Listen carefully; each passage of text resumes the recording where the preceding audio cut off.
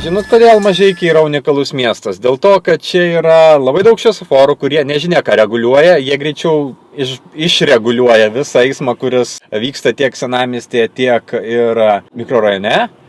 Čia taip pat labai daug prekybos centrų. Ir čia visada labai didelė bedarbystė. Kažkodėl šitas miestas turi vieną aukščiausių bedarbystės reitingų. Tai yra, daug žmonių yra be darbo, bet tuo pačiu yra daug ir prekybos centrų, kur pinigus galima išleisti. Tai nežinia, kaip čia tas balansuoja.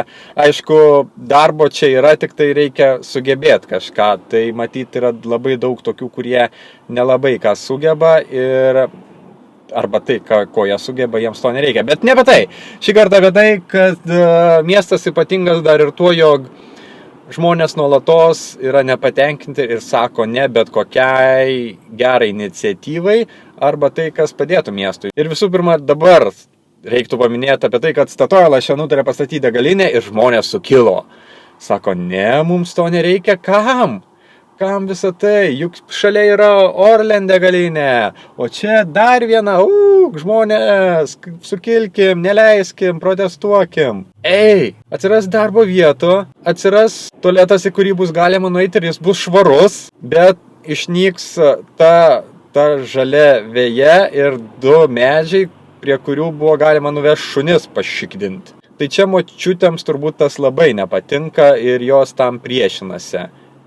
Na, alternatyva yra kitoj kelio pusėje esantis žalesis plotas, kuriame yra žalia žolė, šiek tiek krūmų ir ten jie gali šuniukai daryti tai, ką jūs vertit juos daryti kitoj kelio pusėje. Bet jeigu atsiras mieste papildomų darbo vietų, atsiras degalinė, kurioje skani kava, bus galima įsipilti degalų, kodėl jūs sakot ne? Kaip tai suderinama? Ir tai yra nulis reikšmės, kad jin bus po jūsų langais, nes vėlgi, tas pats Orlenas yra po kažkieno langais. Ir tai neveikia. Jūs galėsit žiūrėti pro langus ir stalkint, kas atvažiuoja įsipilti brangesnių degalų ir tuos žmonės vadinti durniais, bet už kokybę reikia mokėti. Aš nematau priežasčių, kodėl žmonės taip sukilo ir sako, kad negalima čia statyti jokių degalinių ir kas čia ką sugalvoja.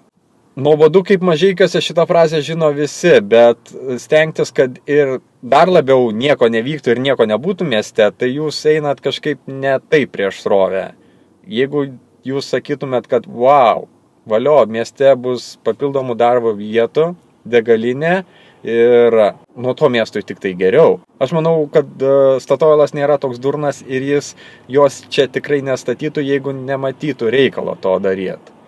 Vėlgi, jeigu jūs geriau žinot už juos, tai, jūs tada absoliutus genijus ir jums tokie reikalai neturėtų rūpėti, nes jūs iš bet ko galėtumėt uždirbti didelius pinigus ir rūpintumėtės, kaip pagerinti savo gerbūvį, turėdama tiek žinių. Bet, jeigu jūs žinote viską, bet nieko nedarot, kad jūsų gyvenimas būtų geresnis, tada jums reikėtų padidinti vaistų dozę.